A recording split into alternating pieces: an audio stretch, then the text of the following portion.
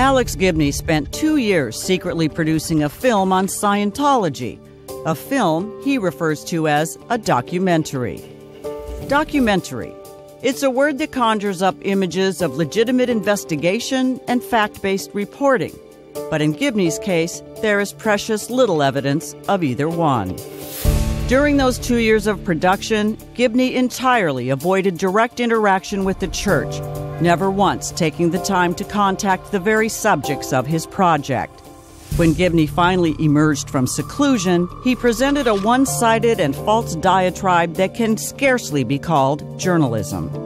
Of course, considering Gibney's pedigree, this is no surprise. His father, Frank Gibney, maintained a public persona as a journalist, but according to a congressional report and the New York Times, Frank Gibney was part of a covert CIA operation to release propaganda through book publishing and the media.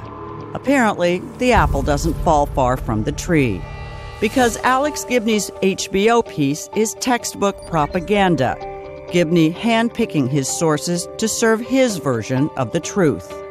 Among his sources, Marty Rathbun. Shut the fuck up! A professional anti-Scientologist with deep-seated anger issues who was expelled from the church more than a decade ago. Gibney quotes Rathbun extensively, including one fabricated morsel in which his prized source describes a church facility as a prison camp, a buzzword guaranteed to manipulate public misperception. Gibney exhibits a shameful lack of originality with his dramatization of this so-called prison camp, ants crawling up a wall. It's an old sheet propaganda trick borrowed from one of the most reprehensible films of all time.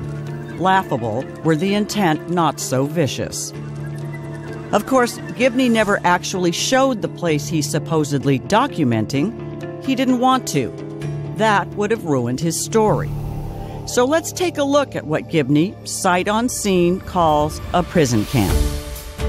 Located in Southern California, the facility includes an exquisitely appointed state-of-the-art audiovisual production facility spanning 500 acres.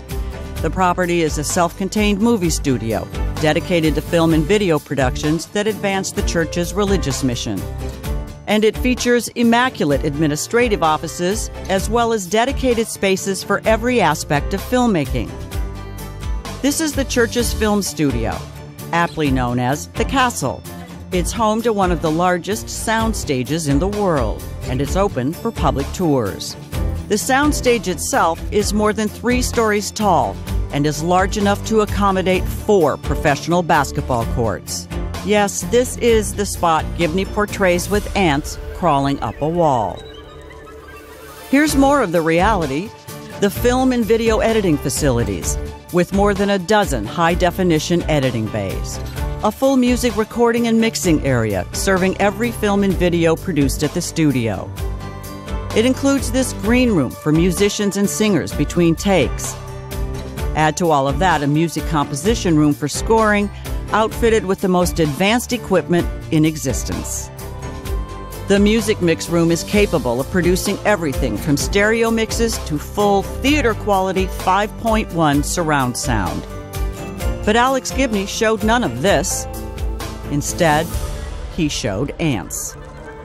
He could have shown the administrative offices for church management. Here's the reception. Here's the conference room. And the central courtyard. But Gibney stayed true to his agenda and left all of it out of his so-called documentary. Even the park just outside the offices. What did Gibney show instead? Ants.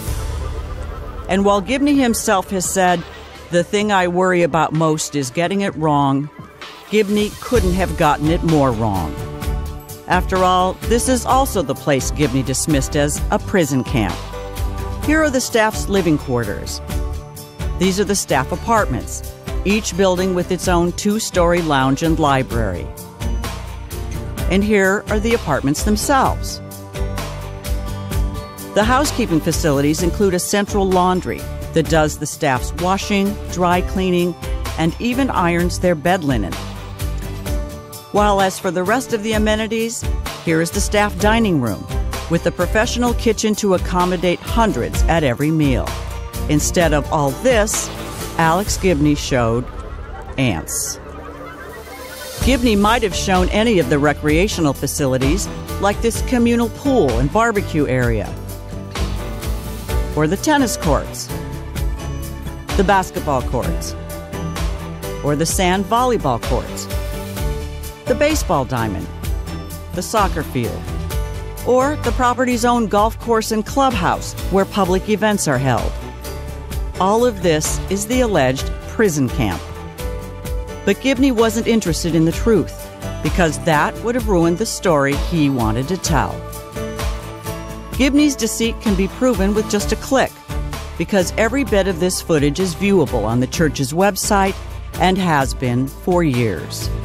An actual documentarian would have shown the place he was documenting. A propagandist will show you this. And Gibney's star witness, the one who called it a prison camp, he used to live at the place. Here's where he lived after he was removed from the church. A far cry from the church's workers' paradise, a place he called a prison camp that's actually more like Club Med. Then again, this is a guy known to have a skewed view of reality, as evidenced by his frequent aggressive outbursts and the way he addresses his congregation. Shut the fuck up! But Alex Gibney can hide behind no such excuse. He's simply dishonest and carrying out a prejudicial agenda. Gibney was offered the opportunity to meet with church staff and parishioners on 14 separate occasions. In fact, Sheila Nevins, HBO's head of documentary programming, received the same repeated invitations, but both flatly refused. So there's really no other explanation for the fictitious narrative contrived by author Lawrence Wright, strung together by Alex Gibney and rubber-stamped by Sheila Nevins.